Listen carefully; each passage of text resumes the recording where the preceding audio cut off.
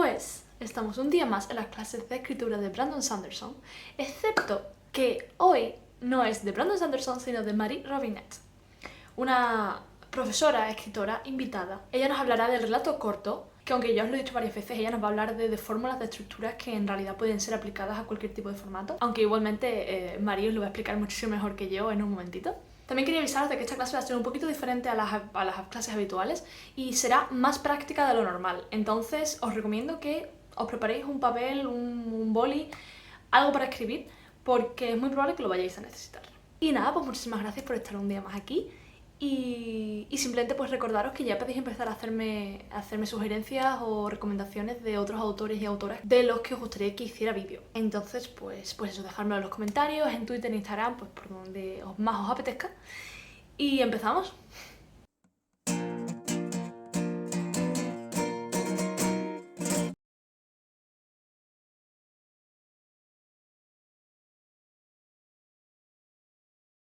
Buenas, muy buenas. Pues yo soy Marie Robinette y Brandon me ha invitado aquí hoy para hablar de relatos cortos. Porque como todos sabemos, Brandon es bueno en muchas cosas que no sean historias cortas. Así que yo escribo muchos relatos cortos. Pero lo que quiero que entendáis desde el principio es que la escritura es fractal. Una vez sepáis cómo funciona algo en una longitud, podréis aplicarlo a casi cualquier otra, siempre y cuando conozcáis los principios envueltos. Así que, ¿qué es un relato corto? Y no estoy hablando de la definición de mercado, ¿vale? Sino sobre la experiencia del lector. Los relatos cortos consisten en dar un golpe emocional concreto, en una experiencia específica. Las novelas, por otra parte, tratan sobre inmersión. Esto es una distinción muy importante que hay que entender, porque cuando un lector coge una obra de ficción, es porque quieren tener una experiencia emocional, quieren tener un viaje concreto. Lectores de novelas, la analogía que suelo usar es que hay dos formas de ver las Olimpiadas. Puedes ver las Olimpiadas, y me refiero a verlas, me refiero a verlas desde principio a fin, el pre-show. Ves a todos los atletas en todos los deportes. No importa que solo estés interesado en una persona específica. Y entonces pues llega ese atleta que estabas esperando, lo borda, lo ves abrazar a los entrenadores, ves la entrevista después. En fin, básicamente pues todo, ¿no? Eso sería una novela. Un relato corto, por otro lado, sería que alguien te ha enviado el clip de YouTube de un atleta en concreto haciendo sus flippies y sus saltos y sus cosas, y empieza justo cuando saltan y termina justo cuando aterrizan. Como podéis imaginar, son experiencias muy distintas, pero lo son porque las estáis leyendo o las estáis viendo por razones muy diferentes. En un caso lo que quieres es ese golpe, ¿no? Es la emoción de ver a alguien hacer un aterrizaje brutal. En otro caso lo que quieres es esa sensación inmersiva, larga. Ahora vamos a pasar a hablar de estructura con lo que yo llamo el Mises-Quotient. Se trata de una teoría organizacional que explica básicamente cualquier historia, ya sea de ficción o no ficción. Aunque es cierto que nosotros hoy pues nos centraremos en observar las cosas a través de la lente de la ficción. Las historias están hechas de 4 elementos: ambientación o milieu, interrogante, personaje y evento. Todos ellos mezclados pues en diferentes proporciones dependiendo de la historia. Estos elementos pueden ayudarte a determinar dónde empieza una historia y dónde acaba, y el tipo de conflicto que enfrenta tu personaje. Una historia de ambientación, por ejemplo, empieza cuando tu personaje llega a un sitio y termina cuando tu personaje sale o se va de ese sitio. Por ejemplo, en los viajes de Gulliver o La Vuelta al Mundo en 80 días serían ejemplos clásicos, ¿no? de este tipo de historia. Saber dónde termina la historia de ambientación también te ayudará a saber qué es lo que pasa en el medio. Tu trabajo como escritor es averiguar qué necesita tu personaje y entonces impedir por todos los medios que lo consiga. Porque una vez lo haga, es cuando la historia habrá acabado. En milieu o en ambientación, el desarrollo tratará sobre averiguar cómo navegar ese espacio en el que se encuentran los personajes. Las historias de interrogantes, de investigación, comienzan cuando el personaje tiene una pregunta.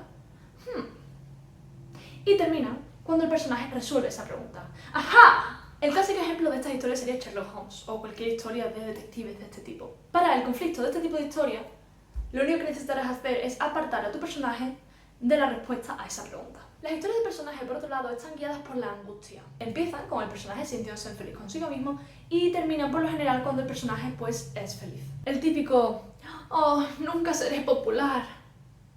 ¡Hey! ¡Soy popular! Realmente empieza con un cambio de identidad, un cambio en cómo se autodefine el personaje. Y termina cuando la autodefinición del personaje se solidifica. Estas pues podrían ser historias de coming of age, de madurez, romances. Así que el personaje intenta cambiar y para crear conflicto debéis evitar que lo haga. Las historias de evento, por otro lado, avanzarán debido a la acción. Estas empiezan cuando el sentido de la normalidad es alterado y terminan cuando el status quo es restaurado. Como ya podréis imaginar, el conflicto se produce cuando impides que esos personajes pues restauren el status quo. Eso sí, no confundáis historias de personajes con historias de eventos. En las primeras, el cambio que se produce es interno. Nunca seré popular. En la segunda, el cambio es externo. ¡Asteroide viene hacia la Tierra! Si el asteroide está pensando, nunca seré popular, el asteroide está teniendo una historia de personaje. En cualquiera de los casos, casi nunca veréis una historia que solo tenga un hilo conductor, que tenga solo una de estas características, porque suelen ser bastante aburridas. Así que, ¿cómo lo hacemos? Para muchos de los que estéis aquí, esto es probable que lo explique, pero para aquellos que no entendéis de ordenadores, dejadme que os dé otra analogía. Este código, por cierto, es de anidamiento. Si abres ambientación y después abres investigación, tendrás que asegurarte de cerrar investigación antes de cerrar ambientación. Es como tener una caja que se llame ambientación. Al abrirla encuentras juguetes relacionados con ambientación. Y dentro hay otra caja que se llama investigación. Cuando la abres, pues aquí encontrarás juguetes de investigación. Así que abres ambas cajas y juegas con los elementos mientras estás contando tu historia. Pero al final del día tienes que poner todos los juguetes de nuevo dentro de las cajas. Entonces, cuando los ordenas de nuevo, pues metes primero los juguetes de investigación en la caja pequeña y después los de ambientación y cierras la caja. El Mago de Oz, por ejemplo, es una preciosa historia de anidamiento. Empieza como historia de personaje. Dorothy no está satisfecha con su rol de chica de Kansas. Después abrimos el evento Tornado. Después la ambientación. Bienvenidos a Oz. Y finalmente abrimos la investigación, el interrogante. ¿Qué hacen las zapatillas de Rubí? Al final de la historia, Glenda aparece y dice: las zapatillas de Rubí te llevarán a casa. Lo cual, sinceramente, podría haberlo dicho desde el principio y le habrían salvado muchísimo tiempo a todo el mundo. Pero de esta forma se cierra la investigación. Después cerramos la ambientación con Dorothy abandonando Oz. Cerramos el evento llegando a Kansas de nuevo, restaurando el status quo. Y luego Dorothy dice: no necesitaba ir en busca de aventuras más allá de mi jardín trasero. Cerrando así la caja del personaje. Cuando por otro lado sientes que una historia termina y termina y termina otra vez. No es que esté pensando en ninguna película particular ni nada, pero esto suele deberse a porque la escena final está desincronizada. Recordáis las cajas de las que acabamos de hablar, ¿no? Podríamos decir también que es como si habláramos de un trozo de elástico. Mientras más estires el elástico, mayor será la tensión.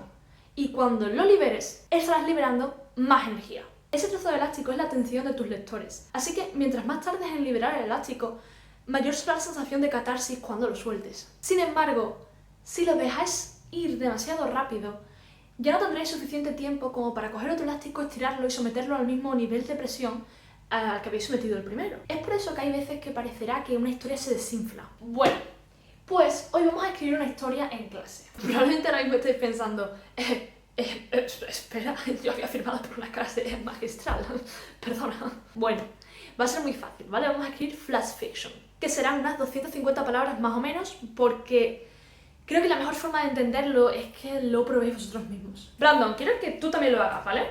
Estoy con el portátil preparado. Vale, bueno, muy bien. La apertura. La apertura es cuando conocemos a nuestros personajes y estos hacen promesas a los lectores. Así que os hablaré de las cosas que necesitáis establecer en esta apertura, pero el orden en el que lo hagáis es vuestra decisión. La clave es que el lector necesita orientarse. Así que en nuestras primeras 3 frases tendréis que establecer quién, dónde y el género literario.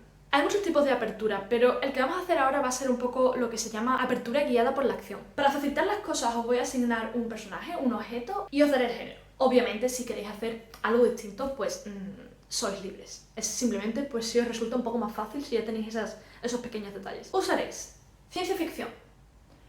Vuestro personaje es un jinete del tipo que vosotros queráis y como vosotros entendáis esa palabra. Y vuestro objeto es coaster, que bien puede ser pues un posavasos, un barco costero, un barco en general, una montaña rusa, y dejar que os dé todavía un poquito más. Como he dicho, los lectores necesitan saber dónde estamos. Para hacer eso, me gustaría que adjudicarais algún dato sensorial. Así que en lugar de se encontraba en la sala de máquinas del acorazado, lo cual pues nos está indicando el lugar, iréis por algo más como el zumbido de los motores del acorazado resonaba a sus pies. Para vuestro personaje queréis utilizar un punto de vista muy claro, queréis mostrar cómo ve y cómo interactúa el personaje con el mundo. Una cosa que puede estar bien que hagáis pues para vosotros mismos, ¿vale? Que no hace falta que salga en la historia de forma explícita, es definir alguna clave de personalidad. Como por ejemplo, pues un jefe sexista, un pirata valiente, un adolescente angustiado, aunque sinceramente podría haber dicho simplemente adolescente y significaría lo mismo. Pero en conclusión, algo que os dé a vosotros mismos una pista sobre cuál es la actitud del personaje. Para la pregunta de quién, quiero que lo defináis en una acción, en qué está haciendo el personaje. Sobre el género tendréis que mencionar un detalle específico lo antes posible. Tendréis, como he dicho, 3 frases para hacer esto. Bonus, si conseguís hacerlo en menos. Y cuidado que eso no significa frases larguísimas, ¿vale? Significa frases concretas.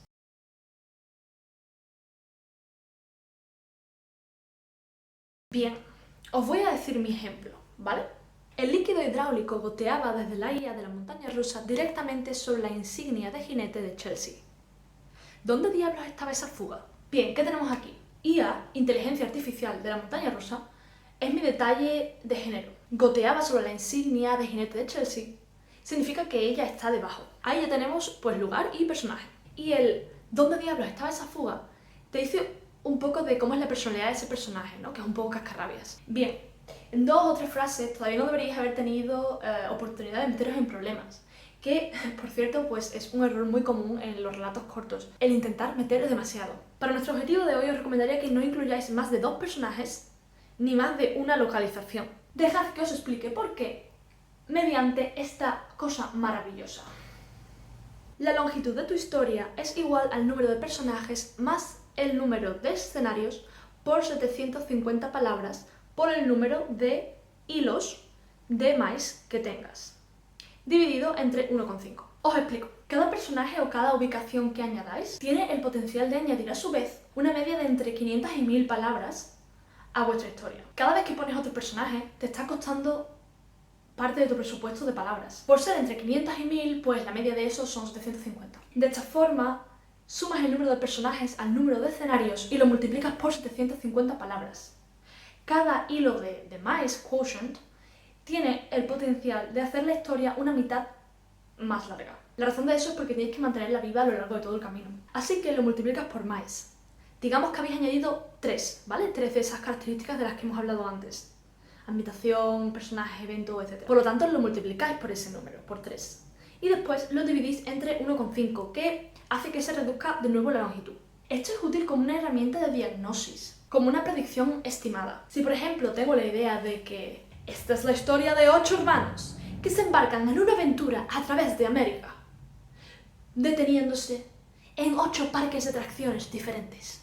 Esta no va a ser una historia de 250 palabras. Para nuestra historia, porque vamos a dejarla en 250 palabras, como decíamos, solo con 2 personajes y una ubicación máximo, ya podéis incluso ver cómo podéis empezar a estar en peligro al tener 2 personajes en lugar de 1. Bien, en las próximas 2 frases vamos a incluir el conflicto, que como ya hemos dicho, va de el personaje intentando algo y fallando. Así que tendréis que contar qué intenta hacer el personaje y qué le impide hacerlo. En flash fiction e incluso en relato corto, es muy útil cuando dais a entender que ya han pasado, antes de que empiece la historia, ya han pasado por varios ciclos de prueba y error. Os daré mi ejemplo y os dejo que continuéis con vuestra historia. Si no conseguía volver a poner en marcha el artefacto antes de la carrera, perdería el dinero de la inscripción. Ni una condenada sugerencia del solucionador de problemas de la pantalla principal había aislado el problema. Así que hemos visto qué está haciendo, cuál es el conflicto y que ya ha intentado resolverlo antes de que empiece la historia. Ahora vamos a empezar a lanzarles conflictos. Mirad lo que tenéis escrito ahora mismo e identificad la Mice Quotient. ¿Intenta el personaje escapar de algún sitio? ¿Intenta contestar una pregunta? ¿Se siente infeliz consigo mismo? ¿Están intentando cambiar el status quo? Eso significa que una vez identificado ya sabéis qué tipo de conflicto usar. Cuando el personaje intenta algo y falla, intenta algo nuevo. Vuestro deber como escritores es derribar al personaje y luego ayudar a que se levanten de nuevo. Cada acción que hace el personaje tiene que tener una consecuencia. Es posible que Brandon ya os haya hablado de esto en otra clase, pero os lo recuerdo. Yo esto lo describo como sí, pero, no y. Sí, pero significa que hacen progreso, pero que vuelven de nuevo hacia atrás. No y significa que no hacen progreso y que además vuelven todavía un poco más hacia atrás. Dejad que os dé un ejemplo. En Star Wars, rescatar a la princesa es un hilo de ambientación, mientras ser perseguido por Vader es un hilo de interrogante. ¿Van a salir de esta? Es lo primero que intentan. Saltar por un conducto.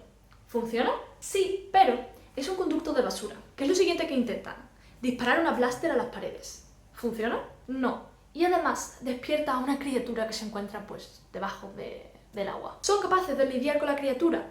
Sí, pero solo porque las paredes del conducto empiezan a achicarse. Así que ahora quiero que los hagáis intentar algo, pero que vaya a peor. Para esto vais a usar 5 frases y 5 minutos. Os leo lo que yo tengo. Bien, era el momento de improvisar. Chelsea metió la mano en las tripas de la IA y siguió el resbaladizo fluido hasta donde pudo. El interior de la montaña rusa todavía estaba frío por haber pasado la noche en la bahía de Crayo. La condensación se pegaba a las paredes y se mezclaba con el líquido hidráulico que cubría sus dedos. Cerró los ojos, tratando de imaginar el interior cuando tocó la caja de conexión, y un calor repentino le quemó los dedos. Chelsea se echó hacia atrás y se golpeó la cabeza con la caja de herramientas que se encontraba a su espalda. ¡Maldito sea este infierno! Como veis, proporcionalmente hablando, hemos pasado más tiempo en la fase de prueba y error que en la de apertura, en la de introducción. Ahora pasamos al final de la mitad, que es donde empezamos a resolver los problemas, empezamos a salir de los conflictos. Esto sería encontrarnos más o menos a las 3/4 partes de la historia. Aquí suele ser además donde nos empantanamos los escritores, por cierto. Hay un fenómeno en psicología llamado exactamente así, el efecto de los 3/4, que dice que cuando alguien intenta hacer algo, más o menos a los 3/4 le parece imposible acabarlo. Parte de lo que pasa, al parecer, es que mentalmente asumes que te queda tanto como lo que ya llevas escrito, cuando en realidad solo te queda 1/4. Pero sobre todo lo que también pasa es que tenéis que cambiar el chip de empezar cosas a terminar cosas. Bien, ¿cómo lo hacemos? En el conflicto tenemos dos opciones. Tendríamos sí y, que quiere decir que han conseguido lo que han intentado y que eso los ha movido pues, más cerca de los objetivos, o no, pero, que eso significa que ha habido algún impedimento, pero que aún así se han movido más cerca de su objetivo igualmente. Ahora en vuestra flash fiction, el próximo intento que hagáis va a funcionar. En una historia o en una novela que sea pues mucho más de 250 palabras, normalmente vais a tener varias de estas iteraciones, ¿vale? Y cada una de ellas os llevará un poquito más cerca del final. En nuestro caso, como solo son 250 palabras, lo vamos a resolver con una iteración. Tendréis 5 frases, ¿vale? Y otros 5 minutos. Este es el mío. Sacudiendo la mano, miró a la montaña rusa. ¿Sabes? Si pierdo el dinero de la entrada, voy a tener que venderte y probablemente acabarás en un desguace. Volvió a meter la mano en el chasis. Por favor, déjame encontrar la fuga. Su pantalla se iluminó con lo que parecía un mensaje de diagnóstico, de la IA que supuestamente estaba desconectada. La fuga proviene del acoplador térmico de mi mecanismo de frenado, pero la dinámica de fluidos hace que parezca provenir del colector. Chelsea se quedó con la boca abierta. ¿Si siempre lo has sabido? Bien, ahora hay que terminar. El problema, como vemos, está resuelto, pero no es satisfactorio todavía. Esto no suena final, ¿verdad? Queda algo. Al final, nuestro objetivo es cerrar los elementos de Mice que se hayan utilizado, de forma que todos vayan acoplándose poco a poco. Ahora, reflejando el comienzo, necesitamos presentar de nuevo quién, dónde y género, o en este caso más bien tono. Las cosas han cambiado a lo largo de la historia, así que queréis que el lector se asiente y queréis estar seguros de que entienda qué cosas han cambiado. Os digo mi ejemplo. Cerró los ojos, maldiciendo su propia estupidez. 3 años como jinete de IA, y uno pensaría que sería capaz de recordar que incluso en una montaña rusa, las cosas temperamentales necesitan la palabra mágica. La próxima vez diría, por favor, mucho antes. Muy bien, pues ahora tenéis 3 frases y 3 minutos para acabar vuestro flash fiction. Evidentemente, estas reglas que os acabo de dar, ¿no? De 3 frases, 5 frases, 2 frases, son un ejemplo. En el mundo real las cosas son mucho más flexibles. Así que, como decía, este método pues podéis aplicarlo a cualquier longitud. Es solo una idea aproximada de cómo funcionan las proporciones de cada parte. Así que nada, ha sido un placer estar hoy aquí. Y recordad que si queréis pues podéis dejarle a Zaida las piezas de Flash Fiction en los comentarios. Bueno, pues espero que hayáis disfrutado la clase de hoy. Estoy deseando ver las Flash Fiction que habéis hecho. Si no habéis hecho, pues evidentemente no pasa nada, no os juzgo. Y nada, pues de nuevo, que muchísimas gracias, que me encanta leeros y que me siento muy agradecida por vuestro apoyo. Y nada, pues nos vemos en el próximo vídeo.